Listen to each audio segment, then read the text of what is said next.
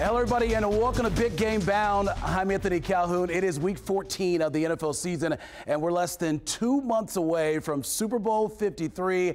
And every Thursday, right here on this website, leading up to the big game in Atlanta, we'll discuss all the hot topics buzzing around the league, and we'll also highlight the teams that could be playing in the Super Bowl. And today, we are just thrilled to have on Big Game Bound a person who has the pulse of the NFL better than anyone. Please welcome to Big Game Bound, ESPN's NFL insider, my good friend here, Adam Schefter. Adam, thank you so much for joining us here on Big Game Bound. And so far, my friend, boy, has it been an exciting NFL season, right?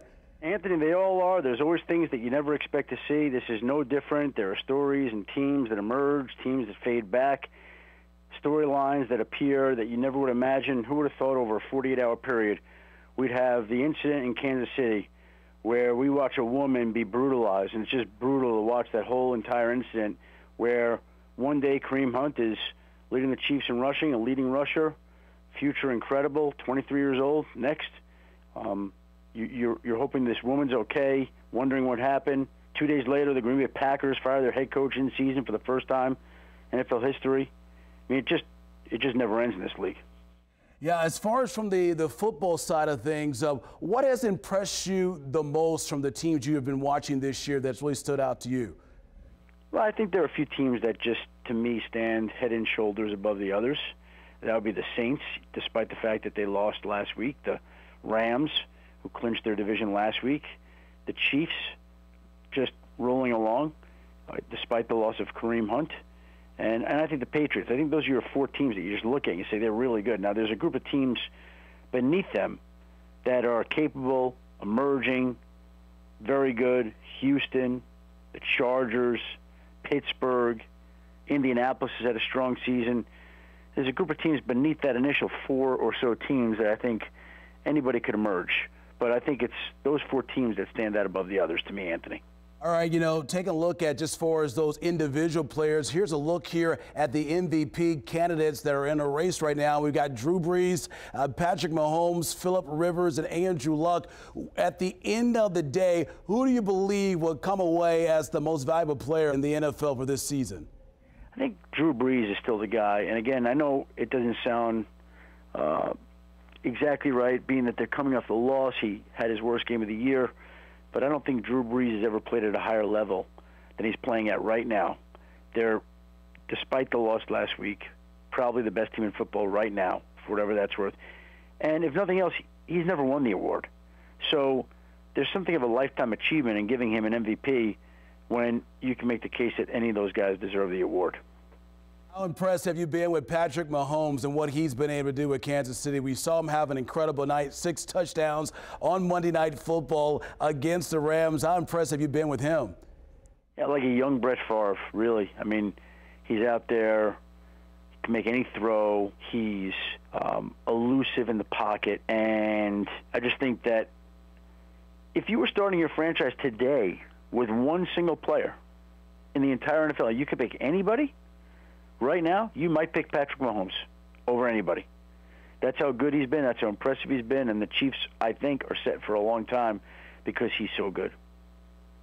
All right, and meanwhile, you look there, we said Phillip Rivers as well. We saw what he was able to do on Sunday night against Pittsburgh. How impressed have you been with him, what he's been able to do this year? It seems like, we know he's one of those veteran players, but he still plays like he's one of the young guys in the league. He's so talented in what he's doing there with the Chargers. Yeah, I mean, listen, he's a veteran, and he knows what he's doing out there. And it's interesting, he's squaring off against one of his draft classmates on Sunday night, Ben Roethlisberger, and he outdueled Ben Roethlisberger in that game. And, those guys came in with such fanfare, Rivers, Roethlisberger, Eli Manning. They've accomplished a lot. I think they've won, 4 Super Bowls, and Phillip is the only one of the quarterbacks from his draft class that didn't win one. So he's trying to get there before he's through. And, again, it won't surprise anybody if he could lead that team to the Super Bowl. I don't think they're quite as good as some of these other teams, but that was an awfully impressive win Sunday night in Pittsburgh against the Steelers. Adam, you know that I'm here in Indianapolis, and I got to tell you, we have been blown away with the play of Andrew Luck and how he's been able to just come back from having that shoulder surgery. How surprised are you to see what Andrew has been able to do this year? At one point this season, he had 8 straight games with 3 touchdowns or more.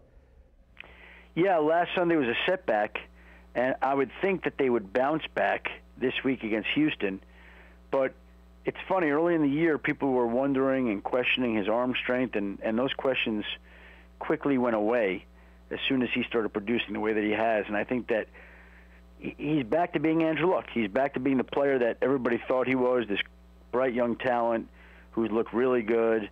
And if he plays like that, they have a real chance to make the playoffs this year. They need to be strong here in the final quarter of the season, but it's certainly within grasp.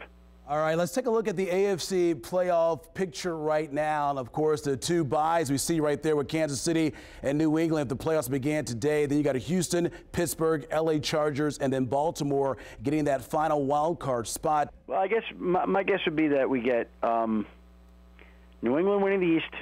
I think Pittsburgh wins the North. I think Houston's going to be tough to beat in the South. Kansas City in the West. Baltimore is a wild card, and the Chargers is a wild card. And if you're a Colts fan, you're going to have to find a way to beat up Baltimore or Pittsburgh and the Chargers. Those are the teams that you're gunning for right now, right? That's right. You're right about that. As far as the NFC playoff picture, take a look at that. And, of course, we know the Rams and New Orleans most likely going to lock up that bye. Rams have already done that. You got Chicago, Dallas, Seattle, and Minnesota there as wild cards. Your thoughts on that? Well, big game this weekend, Philadelphia, Dallas. The winner of that game is going to go a long way towards deciding who wins that division. Philadelphia's got a very tough schedule. So let's go with Dallas. Though I'm not convinced that Dallas can maintain it over the last quarter of the season. We go Dallas, Chicago is still in a great position to win that division. Chicago, New Orleans, the Rams. Now we're looking at the wild card teams. Philadelphia will compete for one. Minnesota will compete for one. Seattle will compete. I mean, Carolina's fading here. But that's an interesting conference with a lot of good football teams there, Anthony. A lot. Yeah, you're right about that. And as far as some key matchups coming up here in the next few weeks, we've got some big ones coming the way here in the next couple of weeks. Of course, Pittsburgh involved in a matchup against New England. Got the Chargers in Kansas City, and then Pittsburgh against New Orleans on December the 23rd. But I want to ask you, though, how are you able to break so many big stories and keep up with all of this? How are you able to do it day in and day out? Oh, I thank you for those kind words, Anthony. The only thing I would say is, it's just my job. That's my job, and I try to go about my job every day and care about it probably more than I should, and it's important to me. And you just hope that you're able to do it effectively every day. Somebody equated it, I think it's right, to stepping into the batting cage because the pitches just keep coming.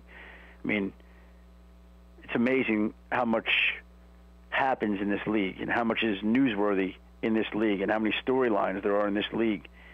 And just when you think you might have a quiet day and a chance to catch your breath, something else happens. It always does that way. And so that's just the job, and I'm grateful.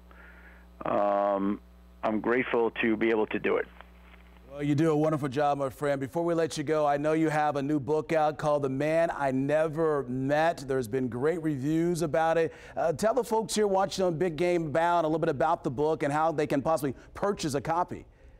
Well, it's a book that came out recently, and it was basically done off a feature that we ran on ESPN on the 15th anniversary of 9/11. It's a tribute to my wife's late husband, Joe Mayo, who was a great man and somebody that I never met. And he is an influence on our lives every day. His pictures hang in our home. His memory lives in our house.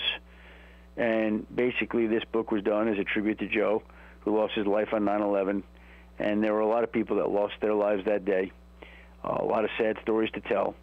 But fortunately I had the platform to tell Joe's. And so this was our opportunity to do it. Well, Adam, thank you so much for your time, and we know you got a big heart, my friend, and all the best to you and the book as well. And I look forward to seeing you down in Atlanta for Super Bowl 53. Talking with you, Anthony. I appreciate having me. Happy holidays to you and your family. Thank you so much. As Adam Schefter there from ESPN, their NFL insider. Okay, folks, that's going to do it for this week's edition of Big Game Bound. We'll see you back here on this website next week.